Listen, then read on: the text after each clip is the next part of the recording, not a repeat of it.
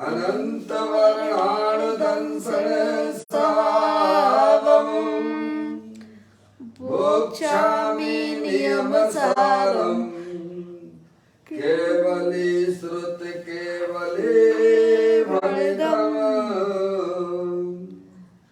नमकर अनंत उत्कृष्ट दर्शन ज्ञानमय जिन वीर को कहो नियम सार सुकेवली श्रुत केवली पर कथित को। श्री नियम सार जी नामक परम आध्यात्मिक ग्रंथ स्वाध्याय हेतु यहाँ विराजमान है। आज से 2000 वर्ष पहले इस महान पवित्र ग्रंथ की रचना आचार्य श्री कुंद कुंद देव द्वारा इसी पवित्र भूमि पर की गई और इसके टीकाकार पद्म प्रमलधारी देव मुनराज हैं। ग्रंथ का नाम श्री नियम सार जी है। नियम से करने योग्य कार्य अपनी आत्मा में सम्यक दर्शन, सम्यक ज्ञान, सम्यक चारित्र वाली निर्मल पर्याय, पवित्र पर्याय, मोक्ष महारूपी पर्याय को प्रकट करना है, क्योंकि वह पर्याय स्वयं ही सुख स्वरूप है और अनंत सुख का कारण भी है। अनादि काल से हमारे आपके आत्मा में पर को अपना जानने वाली, पर को अपना मानने वाली, पर के साथ संबंध रखने वाली ऐसी मोह राग देश रूपी मलिन पर्याय, अपवित्र रूप पर्याय प्रकट है, जो स्वयं दुख स्वरूप है और अनंत दुख का कारण भी है। ऐसी मोह राग देश रूपी मलिन पर्याय का अपनी आत्मा में से उस पर्याय का अभाव करना है और सम्यक दर्शन, सम्यक ज्ञान, सम्यक चारित्र वाली निर्मल पर्याय, पवित्र पर्याय, मोक्ष महारूपी पर्याय को प्रकट करना है। ऐसे कार्य की प्राप्ति जिनवाणी माता के द्वारा अपने आत्मा के स्वरूप को पहचानना, अपनी जो आत्म वस्तु है वह परद्रव, परभाव और पर्याय से भी भिन्न एकमात्र अखंड ज्ञान ज्योति स्वरूप है। ऐसे गायक प्रभु परमात्मा का माँ जनवाणी माता के द्वारा परिचय करके तत्पश्चात शरीर रागादि ये सब कर्मकृत वस्तुएं हैं, इनका हमारे आत्मा के साथ में किसी भी प्रकार का कोई संबंध नहीं है।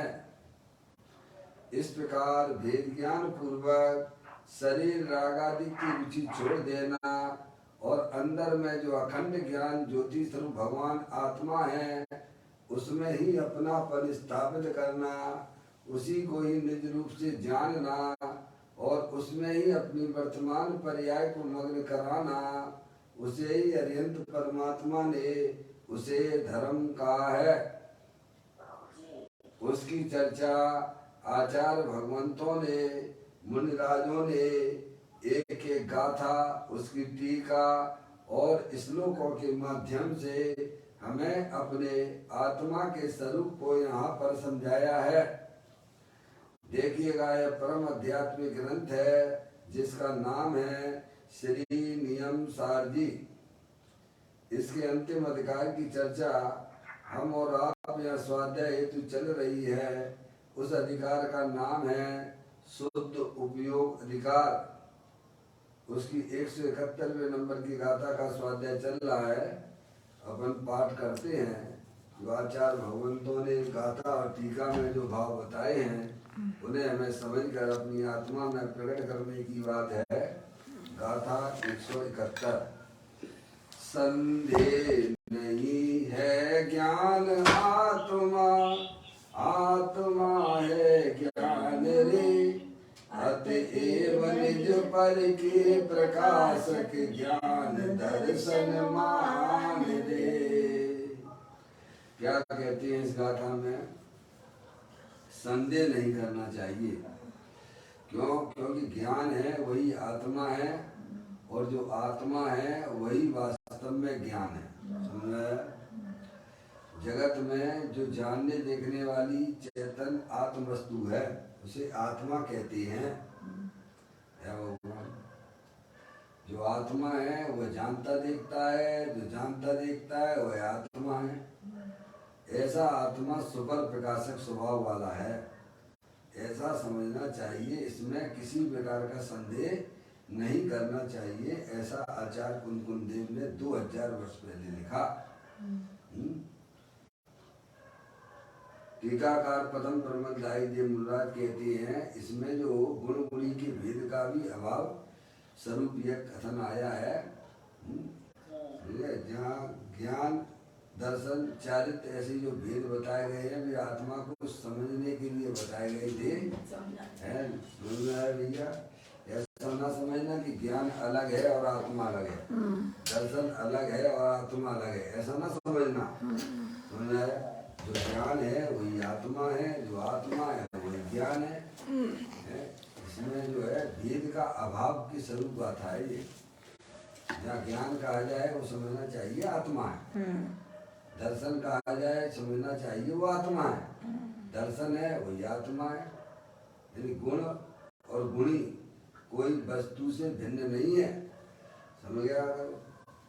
ये इसमें इस गाथा में ये कथन किया गया है। ऐसा पदम प्रबंधाई देव मुनराज ने इसकी टीका करते हुए लिखा।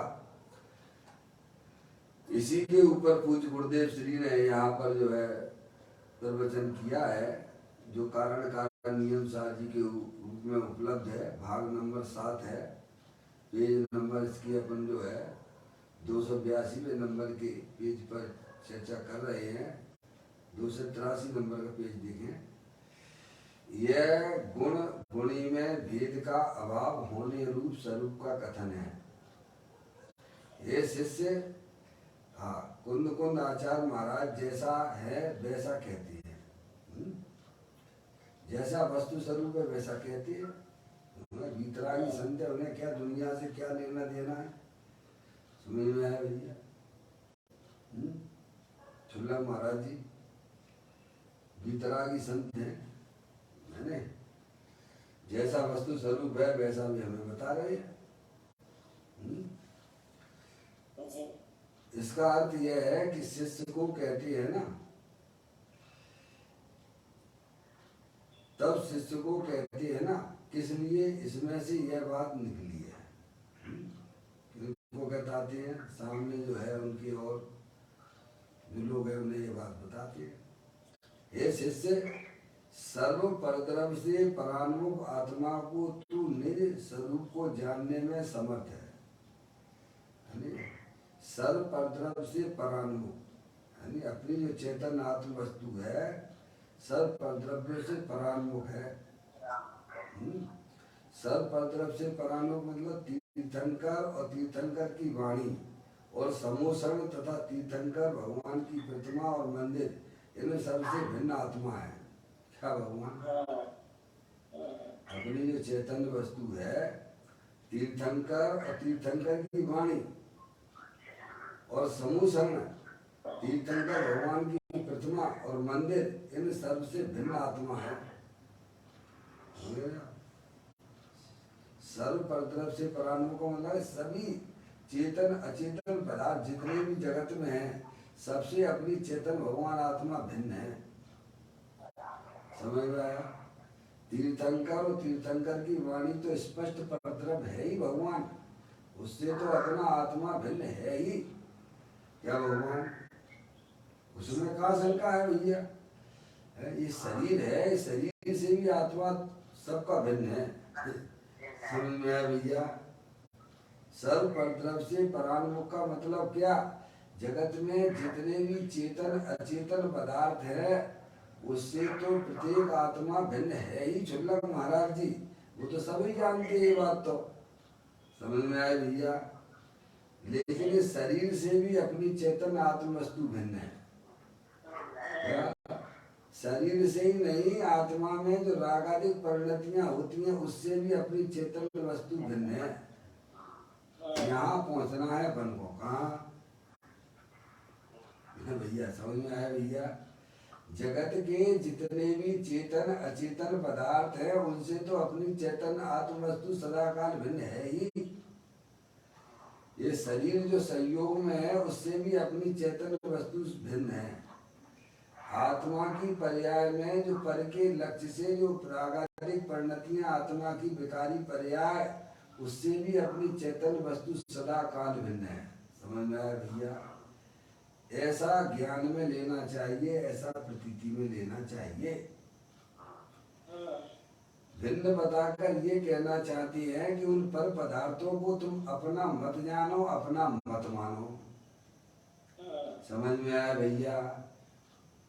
ये शरीर रागादिक ये सब जो है पर है, इनको इनमें अपनापन मत कीजिए। अंदर जो चेतन भगवान आत्मा है, जलल ज्ञान ज्योति स्वरूप है, अखंड ज्ञान ज्योति स्वरूप है, बस वही मैं हूँ, उसमें अपनापन स्थापित कीजिए। ये भिन्न बताने का मतलब क्या है कि इनको अपना जानना मानना छोड़ दीजिए और अंदर जो जलल ज्ञान ज्योति स्वरूप भगवान आत्मा है जो कि अनंत शक्तियों के भंडार स्वरूप वस्तु है। समझ में है? उसको मैं रूप से स्वीकार करिए आप। अनंत काल हो गया आत्मा ने ये काम नहीं किया क्षुल्लक महाराज जी। और जिस समय ये काम है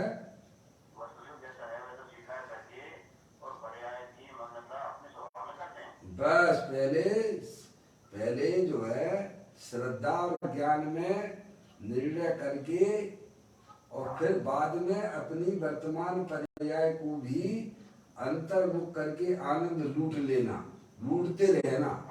क्या भगवान पहले श्रद्धा और ज्ञान में पक्का निर्णय करके कि मैं चैतन्य स्वरूपी भगवान आत्मा हूँ, अनंत शक्तियों के भंडार स्वरूप वस्तु हूँ, ऐसा श्रद्धा और ज्ञान में पक्का निर्णय कर लेना। और फिर क्या करना, फिर उस चेतन भगवान आत्मा का निरंतर आनंद लूटते ही रहना। ये काम करने लायक है। समझ में आया भैया। इसी को भगवान ने धर्म कहा है, यानी बैर मुक्ता सब तरफ से छोड़ देना और अंदर में आनंद स्वरूपी भगवान आत्मा का आनंद लूटते ही रहना। इसमें कोई आपको रोकेगा नहीं, किसी की ताकत नहीं है कि आपको आपके आनंद लूटने में कोई आपको कैसे मंत्रा डालेगा। समझ में आया भैया। क्योंकि ये आपकी चीज है और आनंद लूटना ये तुम्हारी पर्याय में ऐसी सामर्थ्य शक्ति है क्षुल्लक महाराज जी। ऐसा नहीं है कि पर्याय में सामर्थ्य लिखा ना, तू मेरे स्वरूप को जानने में समर्थ है, तू अपने आत्मा का आनंद लूटने में समर्थ है भगवान। एक बार तो अपनी ज्ञान की पर्याय में निर्णय तो कर ले, भगवान तेरी चेतन वस्तु कैसी है। अनंत काल हो गया आत्मा ने ये निर्णय ना किया। क्षुल्लक महाराज जी, अनंत काल निकल गया, कब से हैं हम और आप, बोलो भगवान हैं, बताइए। और ऐसे वैसे नहीं है, आनंद स्वरूपी है, ज्ञान आनंद के भंडार स्वरूप है हम। समझ में आया भैया। पता नहीं है हमको भैया। जनवाणी माता हमको पुकार पुकार कर कह रही है कि तेरी जो चैतन्य आत्म वस्तु सदा काल सब पर द्रव्यों से भिन्न पड़ी हुई है, शरीर से भी भिन्न, राग से भी भिन्न। क्षुल्लक महाराज जी, ऐसा तू अपने ज्ञान की पर्याय में निर्णय कर ले भगवान। अंतर्मुख होके अपने चेतन भगवान आत्मा का आनंद लूट। क्षुल्लक महाराज जी,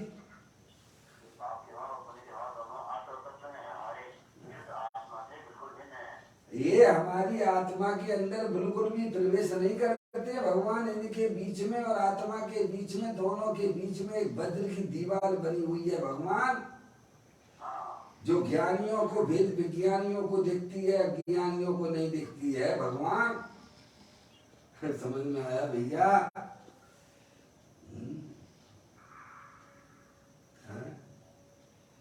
जैसे शिल्पकार को उस पत्थर में प्रतिमा दिखाई देती है कि नहीं देती है? उस पत्थर में वह प्रतिमा भिन्न है कि अभिन्न है? ऐसे ही ज्ञानियों को, वेद विज्ञानियों को अंदर चेतन भगवान आत्मा ज्ञानानंद मूर्ति स्वरूप है। समझ में आती भैया? ऐसा ज्ञानी अपनी चेतन स्वरूपी भगवान आत्मा को दृष्टि में लेके निरंतर अपने उपयोग को चेतन भगवान आत्मा में ही लीन करते रहते हैं भगवान। वैर मुक्ता सब तरफ से छोड़ देना चाहिए भगवान। अगर अपनी आत्मा का आनंद लूटना है तो कोई भी पदार्थ मेरी चीज नहीं है, पर पदार्थ मेरी चीज नहीं है भगवान। जहाँ शरीर रागादिक से भी मेरा कोई संबंध नहीं बताया जा रहा है, तो बाहर के चेतन अचेतन पदार्थ वो मेरे कैसे हो सकते हैं भगवान?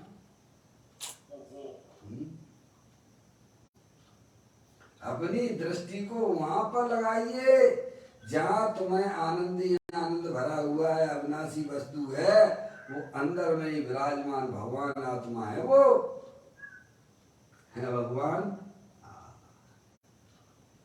ये जिनवाणी माता पुकार पुकार कर कह रही है भैया।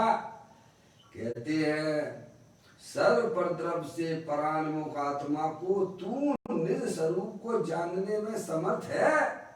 चुल्लक महाराज जी पंचम काल है भगवान, हम कैसे जान सकते? सब फालतू की बातें छोड़ दे भगवान। क्या भैया? वो कह रहे समर्थ हैं। कौन कह रहे हैं? पंचम काल के मुनिराज कह रहे हैं। पंचम काल के मुनिराज, पंचम काल के श्रोता को कहते हैं भगवान तू अपनी आत्मा का आनंद लूट सकता है। तू ऐसा ना समझना कि तू अपनी आत्मा को नहीं जान सकता है। अरे मैं भी तो जान ही रहा हूं ना। वे खुद कह रहे हैं मैं तो जान रहा हूं ना। तुझे मेरी बात पर विश्वास नहीं है क्या?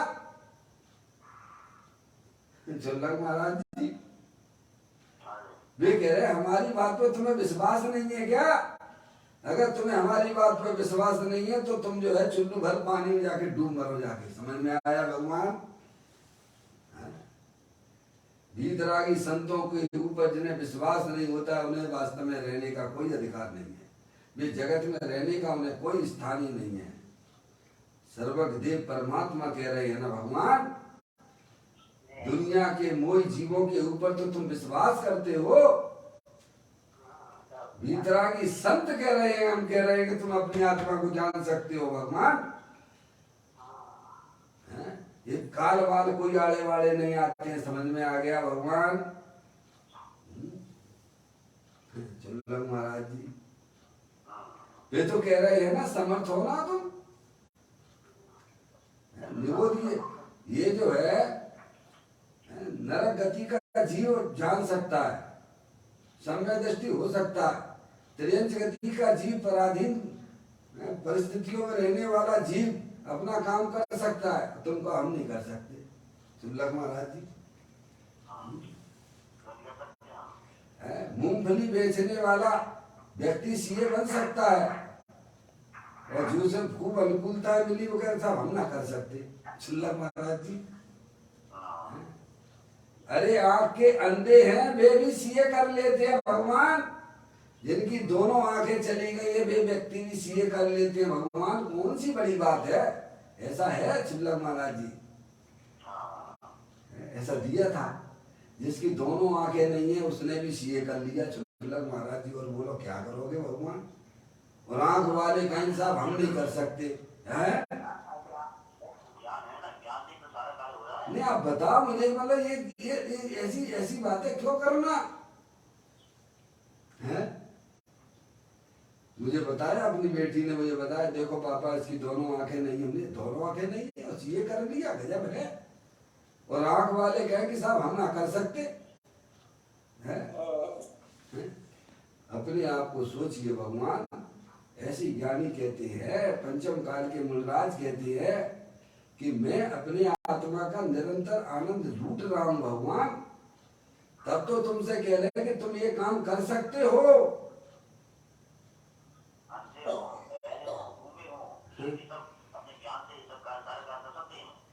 क्यों नहीं कर सकते भगवान? संगी पंचेंद्री जीव सब अपनी आत्मा की प्रतीति कर सकते हैं।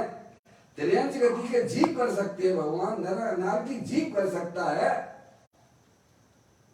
तो हम क्यों नहीं कर सकते? वे कहते समर्थ हो तुम।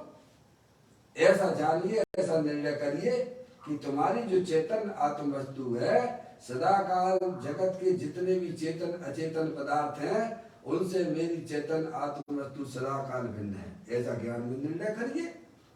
और यह भी निर्णय करिए कि अपनी चेतन वस्तु शरीर और रागादिक से भिन्न है। सामने देखने वाली चेतन वस्तु सदा काल एक रूप रहने वाली है।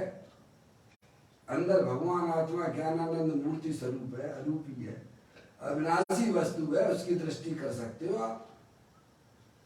अरे दृष्टि ही नहीं कर सकते तो आनंद भी खूब लूटते रहिए आप। चुल्लक महाराज जी है, ऐसी बात है भगवान।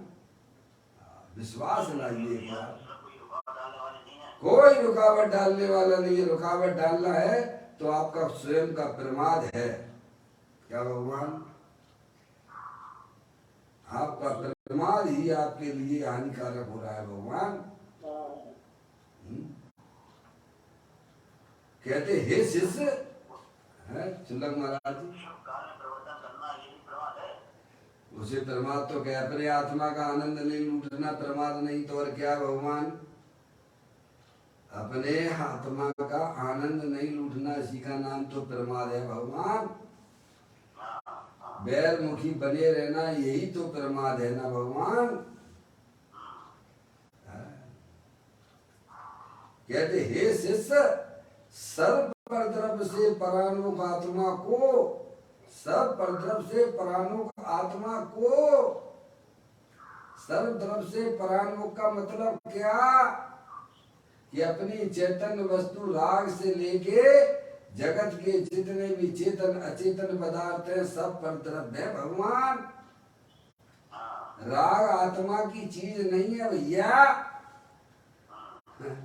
अगर राग आत्मा की चीज होती तो सिद्ध परमात्मा और यद परमात्मा की पर्याय में भी वह होना चाहिए थी। क्या भगवान? वो भी तुम्हारी चीज नहीं है भगवान। उससे भी तेरी चेतन वस्तु सदा काल भिन्न है। पहले का टीकाकार पदम प्रमल धाई देवमनराज कहती है, ये शिष्य सर्व परद्रव्य से परान्मुख आत्मा को, अब देखना आत्मा को तू निज स्वरूप को जानने में समर्थ है। ओहो चुल्लक महाराज जी। और हम कहें साहब पंचम काल में भाई साहब ये कहाँ हो सकता है? अरे पदम प्रमल धारी देव मुनराज को कितने वर्ष हुए भगवान ये बताओ? पदम प्रमल धारी देव मुनराज को कितने वर्ष हुए गए हुए उन्हें भगवान? 1000 वर्ष हुए चुल्लक महाराज। हमें 1000 वर्ष मान लीजिए आप, इससे ज्यादा नहीं हुए उन्हें। समझ में आया भैया? और पंचम काल चालू हुए कितने समय हो गया है? महावीर भगवान को निर्माण प्राप्त किए हुए कितने वर्ष हो गए भगवान? 26,000 वर्ष समझ लीजिए आप। समझ में आया? पंचम काल कितने वर्ष का होता है भगवान? क्या 21,000 वर्ष का होता है। अभी तो भाई साहब कितना वर्ष हुआ है पंचम काल? स्टार्टिंग तो है, ये स्टार्टिंग ही तो है पंचम काल की। और अभी से ऐसी बातें करने लगे जा भगवान कि हम अपने आत्मा की प्रतीति नहीं कर सकते, हम अपने आत्मा का आनंद नहीं लूट सकते हैं। तुम नहीं लूट सकते हो तो जगत में कोई लूट भी नहीं सकता, ध्यान रखिएगा। समझ में आया भैया?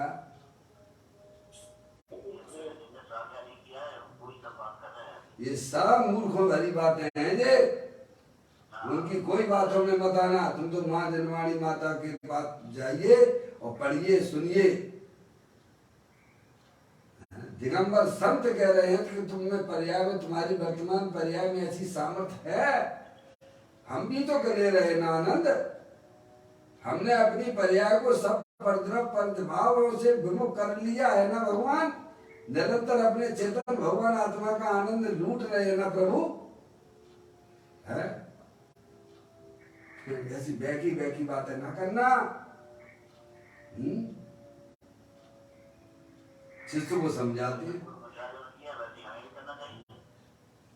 और क्या, क्यों नहीं करना चाहिए भैया? अब जो बताओ, बिल की आत्मा में और अपनी आत्मा में क्या अंतर है? दिगंबर संतों की आत्मा में और अपनी आत्मा में क्या अंतर है? भगवान की आत्मा तो छोड़ दीजिए आप, चलो क्या भगवान समझ में आया? भगवान कहते सब आत्माएं समान हैं। चुल्लक महाराज जी, सब आत्माएं समान है, सब आत्माएं अनंत शक्तियों के भंडार स्वरूप है। समझ में आया?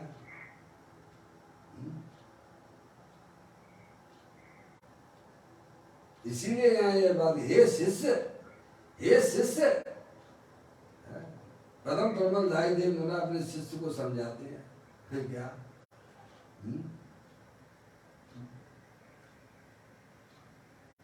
योग सार में तो यही कहा योगेंद्र महाराज ने, हे योगी, हे योगी, 21वें नंबर का था ना, दूसरा कोई मोक्ष मार्ग नहीं है। एक अपने आत्मा को अपना जानना, अपने आत्मा को अपना मानना और उसमें ही अपनी पर्याय को मग्न कराना। इसके अलावा कोई दूसरा मोक्ष मार्ग नहीं है। क्या भगवान? इसलिए सब तरफ से मायाचारी छोड़ दो। मोक्ष का मार्ग तो अंदर चेतन भगवान आत्मा को ही अपना जानना, उसे ही अपना मानना और उसमें ही अपने परिणामों को मग्न कराना, यही वास्तव में मुक्ति का मार्ग है। यहाँ भी शिष्य को यही समझाते हैं।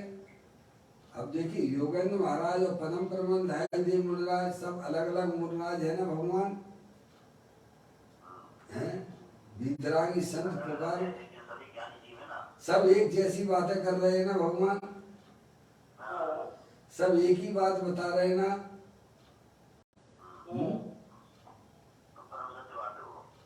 अब बताओ, आपको मुनिराज के ऊपर विश्वास नहीं है तो किसके ऊपर विश्वास करोगे भगवान?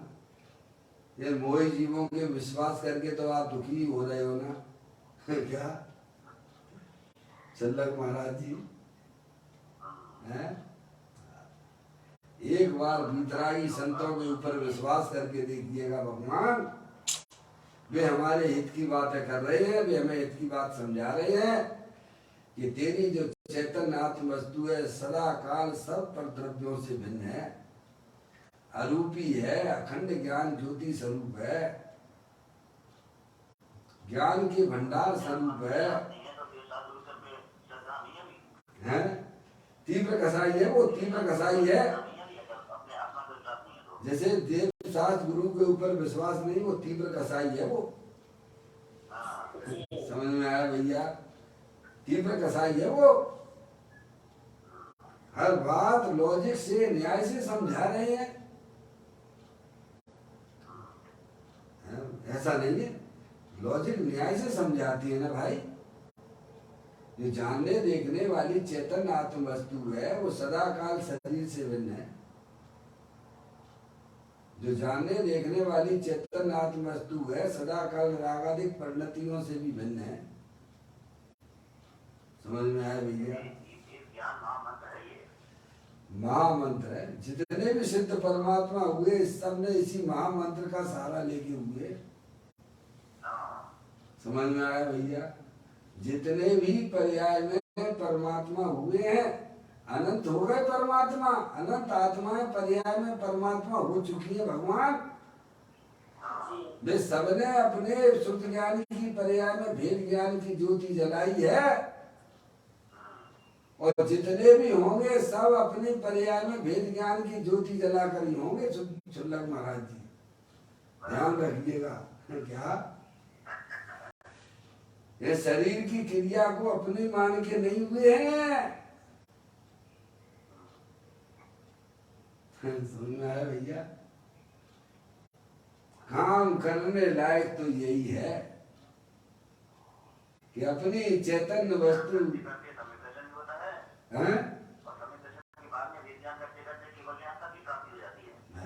सब कुछ मिल जाता है भगवान, सब कुछ मिल जाता है। जो तुम चाहते हो सब मिल जाएगा।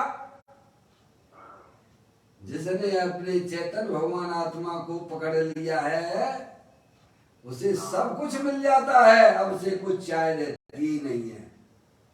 ऐसी गजब की चिंतामणि रतन है ये अंदर में। जिस पर्याय ने अपने अविनाशी वस्तु के साथ संबंध जोड़ दिया है उसे सब कुछ मिल गया है। भगवान ऐसा माला माल हो गया है। समझिएगा आप, भगवान जो चाहता था वो तो अपने आप अंदर ही विराजमान है भगवान।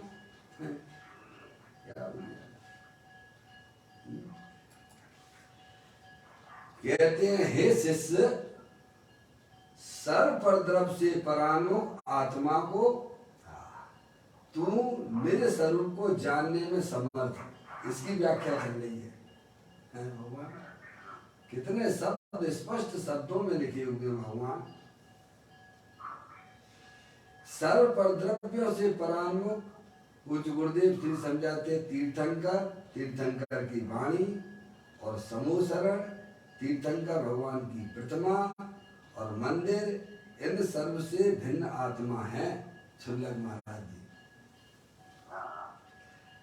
सर्वप्रद्रव से परानुक, हाँ भाषा ऐसी लिए सरल भाषा है शुल्लक महाराज जी, उसका भाव समझ लेना चाहिए। ऐसी कोई कठिन भाषा नहीं जो हमारी समझ में नहीं आती है क्या है? सीधी सीधी बात है। बताओ इसमें कौन क्या समझ में नहीं आता, बताइए आप हैं? क्या समझ में नहीं आता भगवान? देखो तुम देखो जानने देखने वाली चेतन कोई है कि नहीं, वस्तु है कि नहीं है, बोलो भैया। ये पोस्टर सीधे लगाया है सामने, समझ में आया भैया? ये शरीर जो है ऑरेंज कलर का जो दिखता है पोस्टर है, उसमें पोस्टर में है ये शरीर, ये अपने चेतन भगवान आत्मा रूपी व्हाइट कलर का दिखाया उसमें।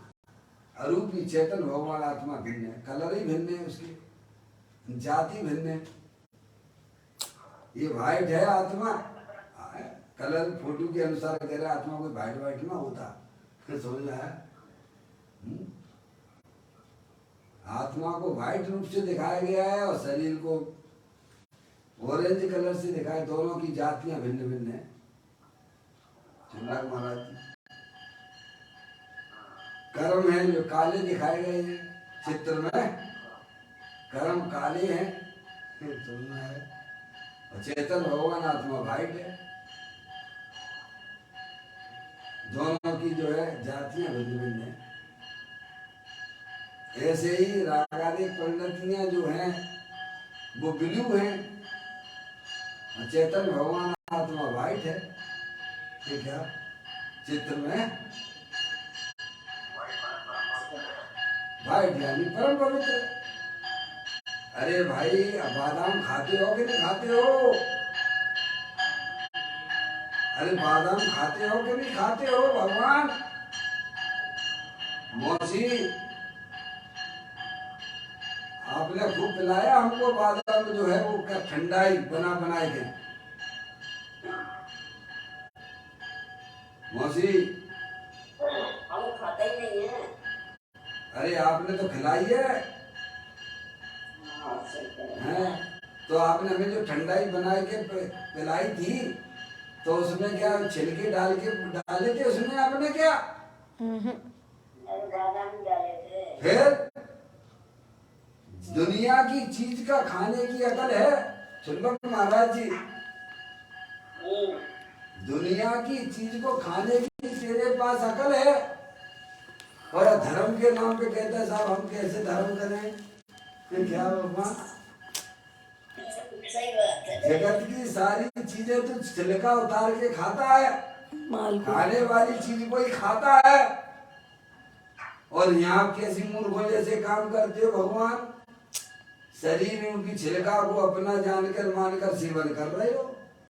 पशु हो पशु है भगवान। अंदर में जो रागादिक रूपी छिलका है उसका सेवन करते हो भगवान। पशु हो पशु। सुल्लभ महाराज जी, जगत में सारी वस्तुओं का आप जो है ऊपर के छिलके उतार कर उनका सेवन करते हो भगवान, तो धर्म के नाम पर मूर्ख क्यों बने हुए हो? यानी कहते हैं शरीर रागादिक रूपी छिलके से अपनी दृष्टि हटा ले, अंदर अविनाशी वस्तु सदा काल विद्यमान वस्तु है, तो उसकी दृष्टि कर, उसका सेवन कर, तो तू पर्याय में अभी तत्काल आनंद ही आनंद हो जाएगा तेरे। हैं सुल्लभ महाराज जी?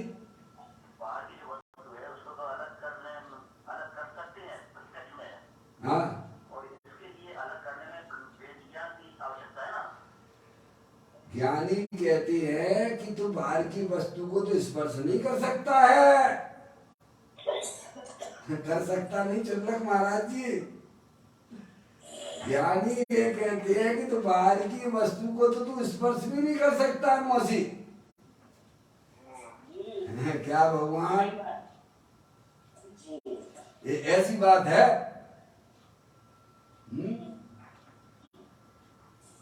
और यहाँ भी तुझे करना थोड़ा शरीर रागादिक से भिन्न भगवान आत्मा, वो तो सदा काल भिन्न ही है, तू भिन्नता का ज्ञान कर।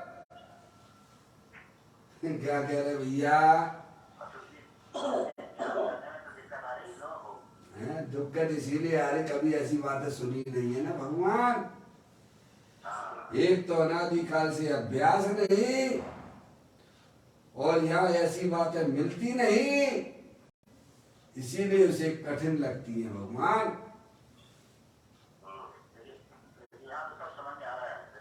क्यों समझ में नहीं आएगा? जो जनवाणी माता से जुड़ा हुआ है उसको सब समझ में आता है। जैसे अपनी आत्मा का कल्याण करना उसे सब समझ में आता है। नहीं समझने वाली तो कोई चीज ही नहीं है भगवान। जो काम त्रियंच गति के जीव कर सकते हैं तो मनुष्यों की समझ में क्यों नहीं आ सकता भगवान? समझ में आए भैया? कहते हैं सर्प और द्रव से परान मुबा, भाषा ऐसी ली है। देखा परान मुख है ना चुल्लक महाराज जी? सब परद्रव्यों से परान्मुख हो जाते हैं ज्ञानी।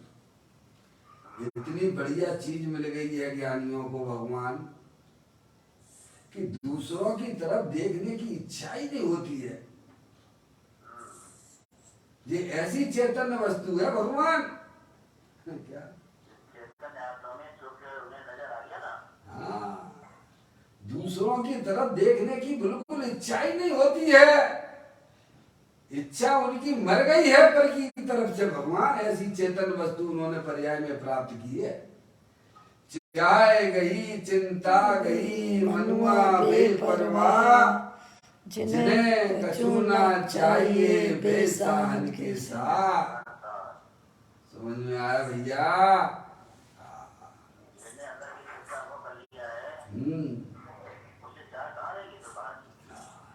इतनी बढ़िया चीज, जो चाहते थे सब अंदर ही अंदर मिल गई भगवान। चाहे तो उन्हें होती है जिनके पास में जो है भगवान अभाव हो, जो परिपूर्ण है वस्तु को देख ली, जो वस्तु परिपूर्ण जिसे मिल गई है, अब से क्या जरूरत है भगवान? अरे सम्यक दर्शन की भी चाय चली जाती है, सम्यक चारित्र की भी चाय चली जाती है। ऐसी भरपूर वस्तु अंदर भगवान आत्मा विराजमान है। गजब है भगवान। कहते हैं परान्मुख है, ये भाषा ऐसी ली परान्मुख है, पर तरफ से आत्मा परान्मुख है, करना नहीं है, परान्मुख ही है भगवान, भिन्न ही है। तुम तो भिन्नता का ज्ञान करो। क्या भगवान आत्मा को शरीर से भिन्न नहीं करना है, भगवान आत्मा को राग से भिन्न नहीं करना है, वो भगवान आत्मा तो परान्मुख ही है। तुम तो ज्ञान करो। महाराज जी अरे ज्ञान में भिन्न करने का है, नाम ज्ञान करो, स्वीकार सच्चाई कि करना। अपनी चेतन वस्तु सदा काल भिन्न है। बस करना नहीं। ये करने की बुद्धि ही वास्तव में संसार को डूबने वाली है। ज्ञान करो सच्चा, अलग अलग है, अलग अलग जानो मानो, स्वीकार करो कि मेरी चेतन वस्तु सदा काल शरीर से भिन्न है, मेरी चेतन वस्तु सदा काल राग से भिन्न है, मेरी चेतन वस्तु कभी शरीर संयोग में रहने पर भी शरीर रूप नहीं होती है, मेरी चेतन वस्तु रागादिक परिणतियां पर्याय में होने पर भी रागादिक रूप नहीं होती है, क्योंकि सदा काल भिन्न ही है।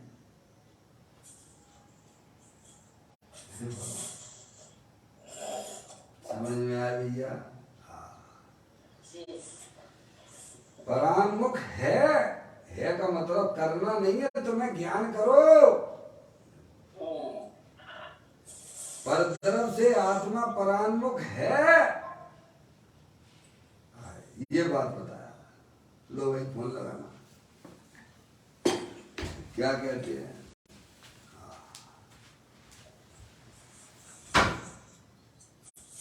सन्मुख नहीं विमुख है, पर द्रव्यों के सन्मुख नहीं विमुख है, भिन्न है। विमुख का मतलब भिन्न है। क्या भैया समझ में आए? विमुख यानी परद्रव्य से भिन्न है। हाँ, ये शिष्य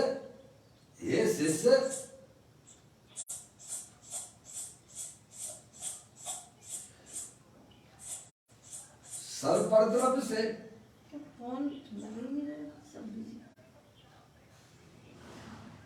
सर्वद्रव्य से क्या बाकी रहा?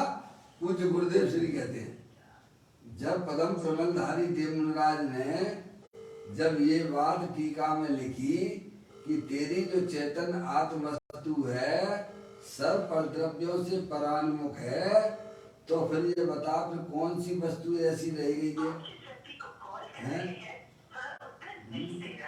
राग से भिन्न है, शरीर से भिन्न है, जगत के चेतन अचेतन से भिन्न है, तो आप कौन से और भिन्न करने तुम्हें आप बताओ भगवान? सभी से तो बता दिया ना। जब राग ही आत्मा से भिन्न है तो भाई साहब फिर शरीर और परद्रव्य चेतन अचेतन आप कौन से और रह गए बताओ?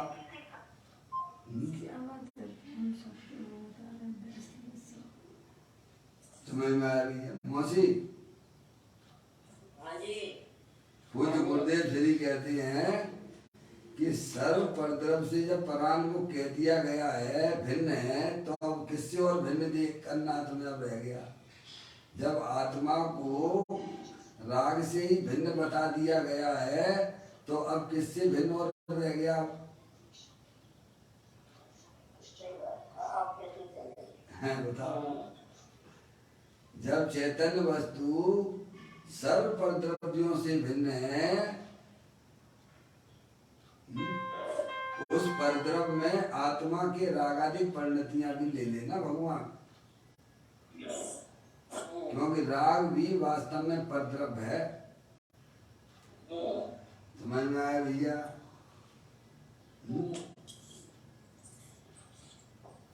यहाँ तो ये कहती है 50वें नंबर की गाथा में मौसी, नियम सार की 50वें नंबर की गाथा में तो छायक भाव को भी परद्रव कहा है। समझ में आए भैया? नियम सार की इसी ग्रंथ में 50वें नंबर की गाथा में केवल ज्ञान की पर्याय भी परद्रव है, प्रभाव है। पता है कि नहीं पता है भगवान? क्या अभी तो हमें शरीर से भिन्न करना मुश्किल पड़ रहा है? शरीर से जितने भी चेतन अचेतन पदार्थ है उन्हें अपने जैसे भाषित हो रहे हैं। तो मौसी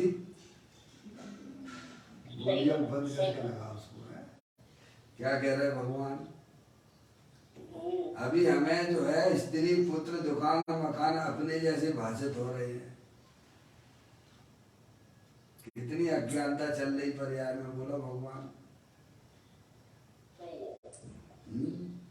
वे कह रहे हैं कि शरीर से भी तेरा आत्मा भिन्न है, अंदर में रागादिक परिणतियां उनसे भी तेरा आत्मा भिन्न है, और ज्यादा सूक्ष्मता में जाने हैं तो केवल ज्ञान की पर्याय से भी तेरी दिनभर पर्याय से भी तेरा आत्मा भिन्न है। और लो भगवान,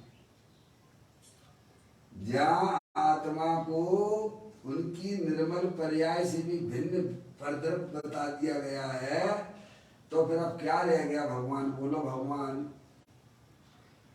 है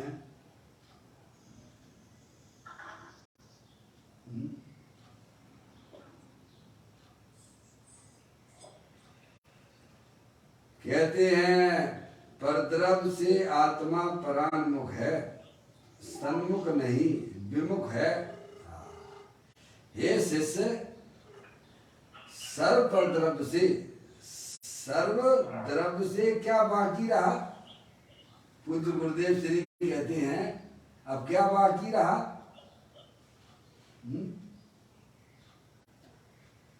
तीर्थंकर की वाणी, समोसरण, पंच परमेष्टि सब परद्रव आए। प्रभु जरा कठिन पड़े, परंतु परद्रव में पंच परमेष्टि आए, वह परद्रव है। मौसी सही बात है। जब पंच परमेष्टि को भी परद्रव कहा जा रहा है, तो ये लड़का लड़की, दुकान मकान, रुपया पैसा, पापा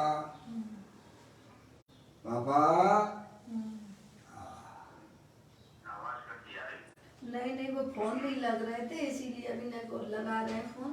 सब जा रहे थे, लगा रही है दोपहर में।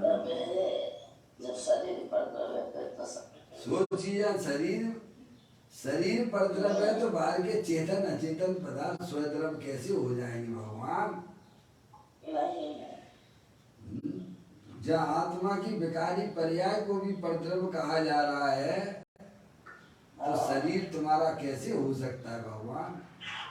जहाँ निर्मल पर्याय जो आत्मा के आश्रय से प्रकट होने वाली पर्याय को भी परद्रव कहा जा रहा है, तो और की क्या बात कहें भगवान? राग आदि परिणतियां मेरे हैं, ये शरीर मेरा है, क्या भैया?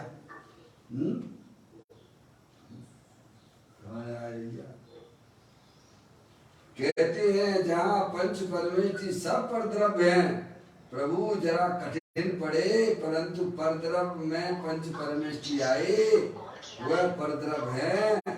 इस परद्रव पर तेरा लक्ष्य जाएगा तो तुझे राग होगा। मौसी पूज्य गुरुदेव श्री कहते हैं पंच परमेष्टि के ऊपर भी तेरा लक्ष्य जाएगा तो तुझे राग होगा, तो राग होगा तो तुझे बंधन होगा, बंधन होगा तो संसार में रगड़ पट्टी करना पड़ेगी। अभी तो हमारा निरंतर 24 घंटा हमारे ज्ञान में हमारा लड़का, हमारा लड़की, हमारे दुकान, हमारे प्लाट, हमारे रुपया पैसा, भगवान क्या चल रहा है? संसारी जीवों के प्रति जो हमारा लक्ष्य जाता है वह तो अशुभ भाव है।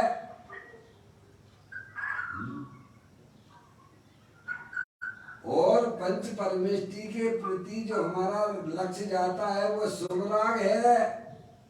और दोनों ही राग हैं, और राग तो आग है। वह आत्मा में उसमें शांति नहीं मिलती है। आत्मा में राग की उत्पत्ति होना वही वास्तव में हिंसा है। आत्मा में राग की उत्पत्ति होना वो हिंसा है। बोलो है कि नहीं है? भाव हिंसा। प्रसाद सिद्धि उपाय में आचार्य अमृत चंद्र ने पुकार पुकार कर ये बात कही। आत्मा में राग आदि की उत्पत्ति होना वो हिंसा है।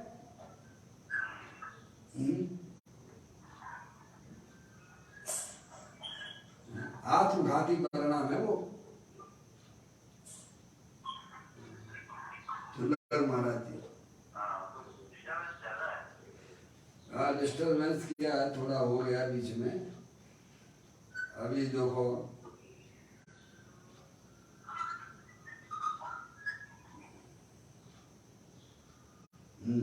अब दोबारा से लगाना इनको फोन। समझ में आए भैया?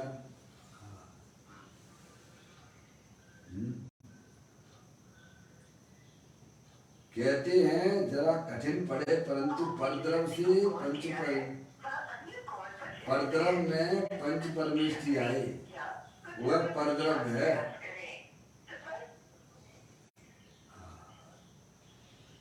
इस परद्रव पर तेरा लक्ष्य जाएगा तो तुझे राग होगा, यानी पंच परमेष्टि के प्रति भी तेरा उपयोग जाएगा तो तुझे राग होगा, शुभ राग होगा।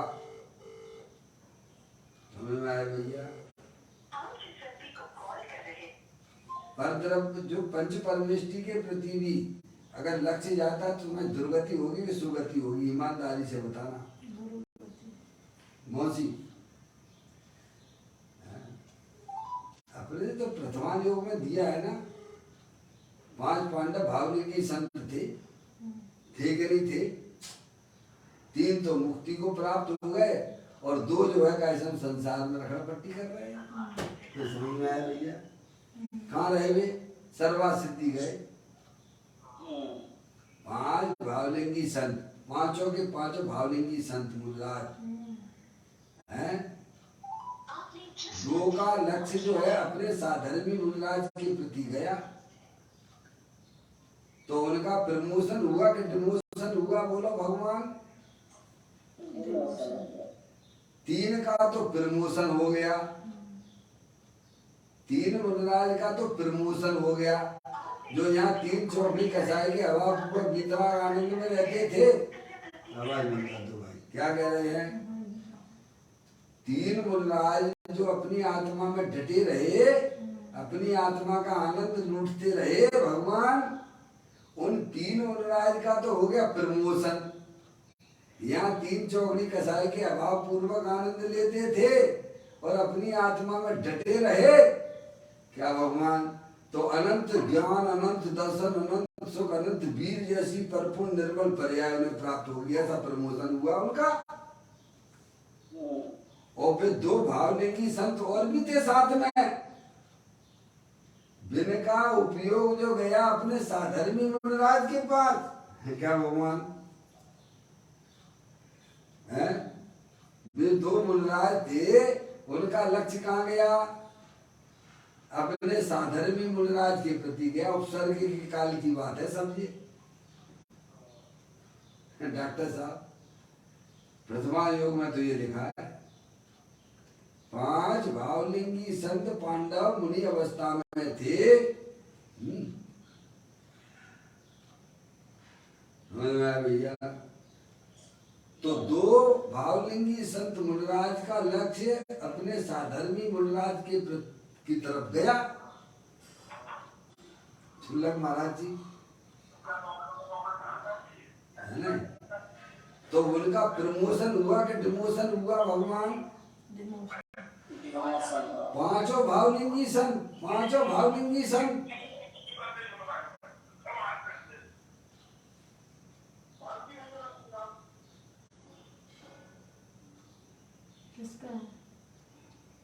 समझ में आया भैया?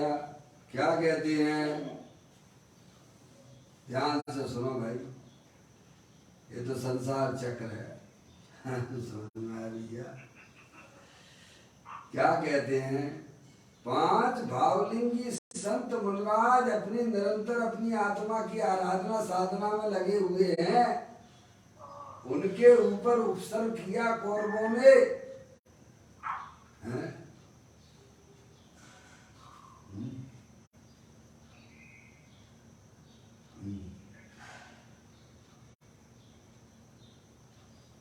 उपसर्ग किया तो 2 मुनराज का लक्ष्य उन साधर्मी मुनराज के प्रति गया,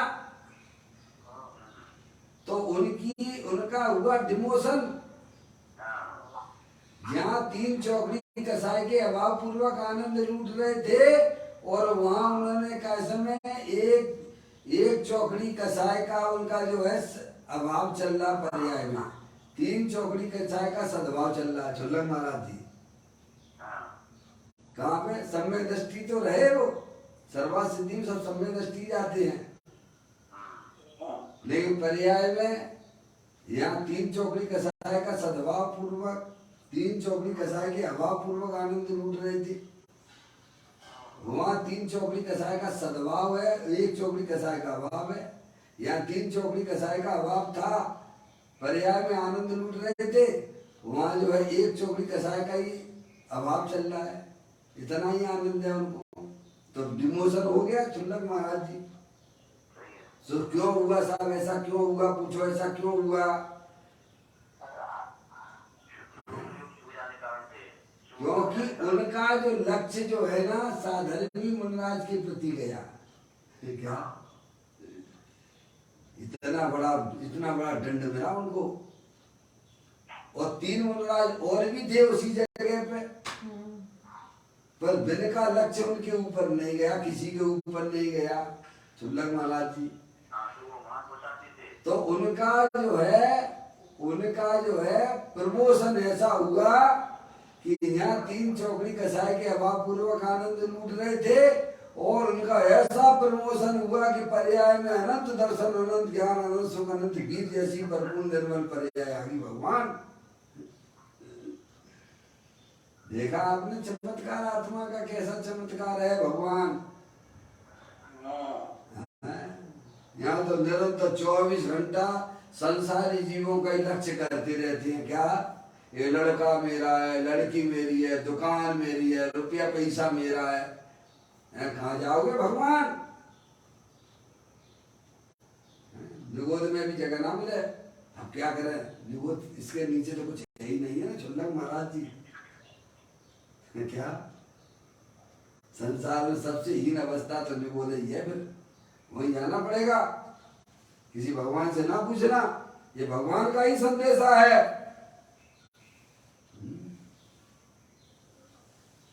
कहते हैं जरा कठिन पड़े, परंतु परद्रव में पंच परमेष्टि आए, वह परद्रव है। इस परद्रव में तेरा लक्ष्य जाएगा तो तुझे राग होगा। क्या होगा? इसीलिए तो अष्टपावड़ में छुल्लक महाराज जी गाथा एक आई है, अष्टपावड़ के मोक्ष पावड़ में 16वें नंबर की गाथा देख लेना। आचार्य बिंदु 16वें नंबर की गाथा मोक्ष पावड़ में लिखा, पर दबाओ दुख गई, सा दबाओ सुख गई। परद्रव के प्रति तेरा जो लक्ष्य जाएगा, तेरी उसकी दुर्गति होगी। पंच परमेष्टि तेरे लिए परद्रव है। समझ में आए भैया?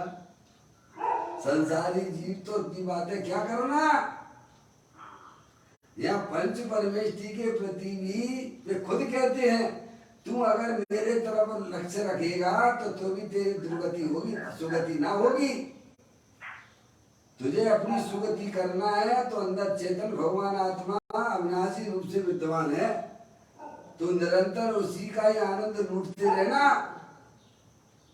तो तेरी सुगति हो जाएगी, केवल ज्ञान हो जाएगा। भगवान क्या दुनिया को कठिन पड़ती है भगवान, पर ये परम सत्य है। ये अभ्यास नहीं होने से कहीं लगता है ना, अभ्यास नहीं है, बातें चलती नहीं है, सुनता नहीं है, वो तो यही सुन के बैठा है कि भगवान की पूजा कर लो, भगवान की भक्ति कर लो, माला जप लो, शुल्लक महाराज जी कल्याण हो जाएगा।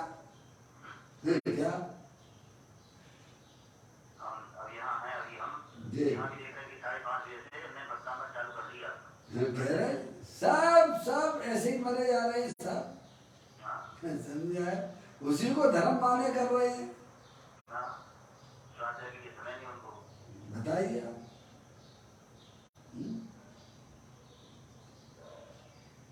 जिसे अच्छा मानना है उससे कैसे हट सकता है शुल्लक महाराज जी? हैं? जिससे उसने यही कर्तव्य माने बैठा हुआ है, वहां से कैसे हटे भगवान? जैसे अज्ञानी जीवों ने अपना हैं? सब एक एक पंडित, विद्वान, त्यागी, हैं? वीतरागी, संत, सब एक ही बात कहते भगवान।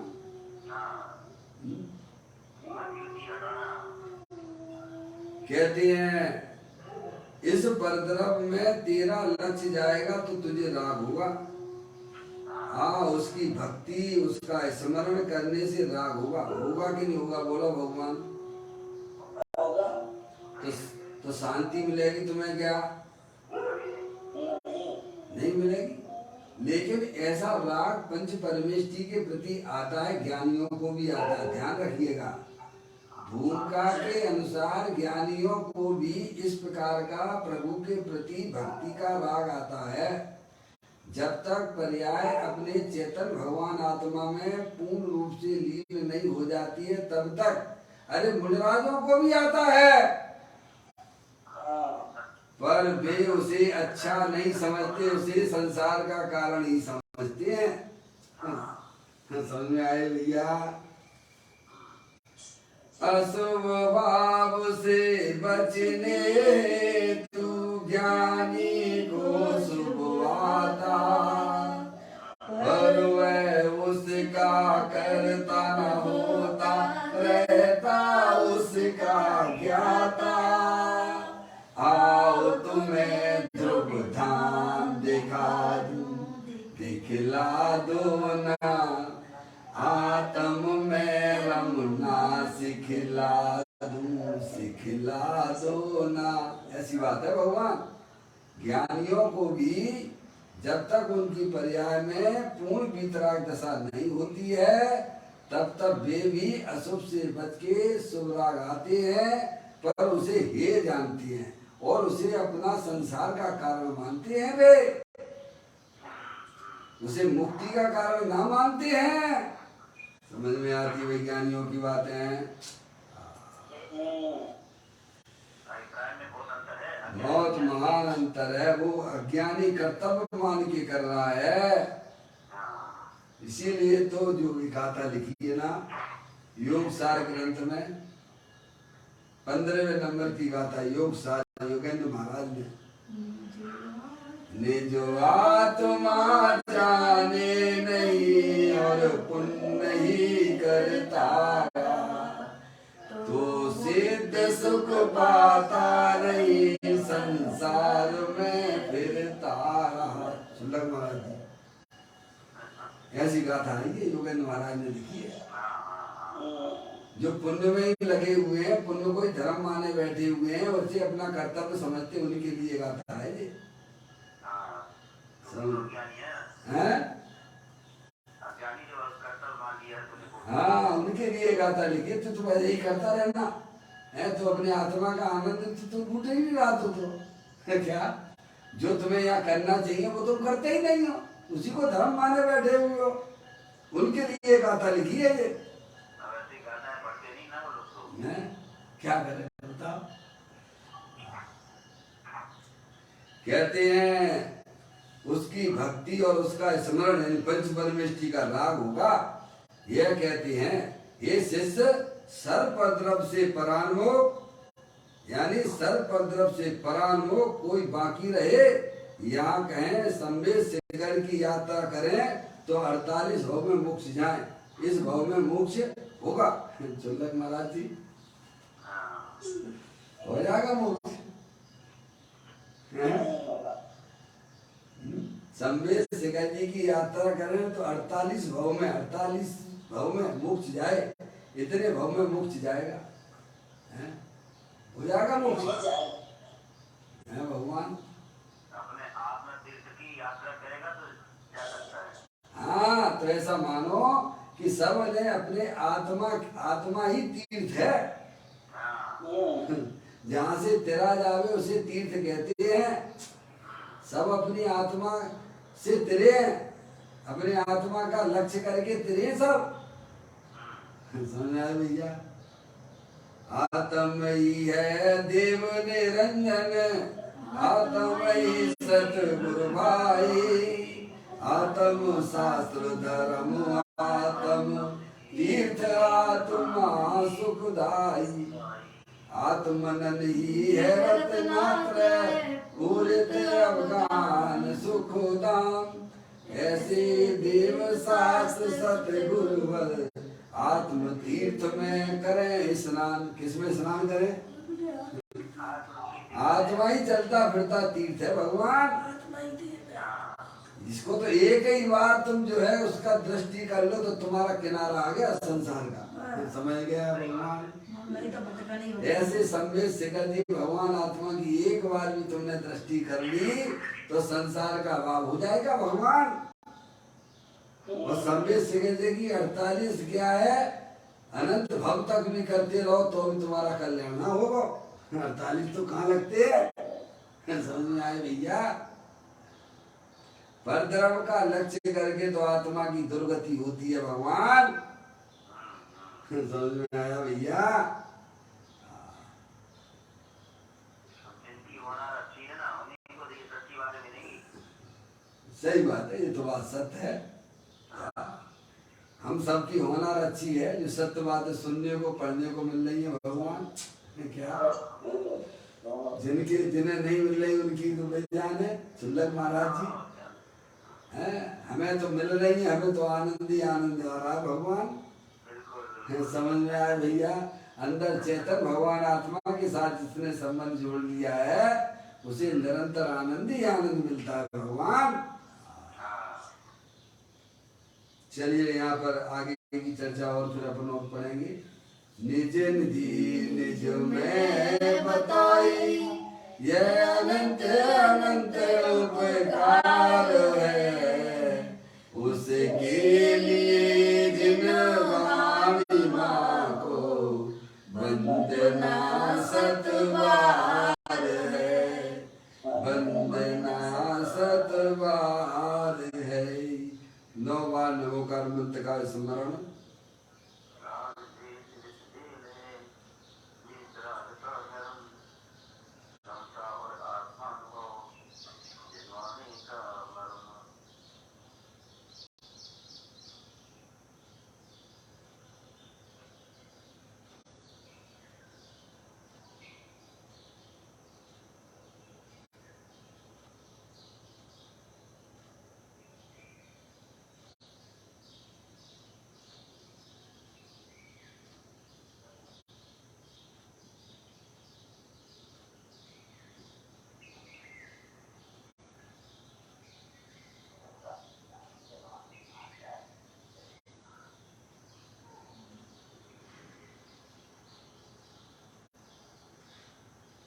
बोलो द्वारसांगनवाणी माता की जय, महान जैन धर्म की जय, सभी साधर्मी आत्मार्थी बंधुओं को सादर जय जिनेंद्र, जय जिनेंद्र।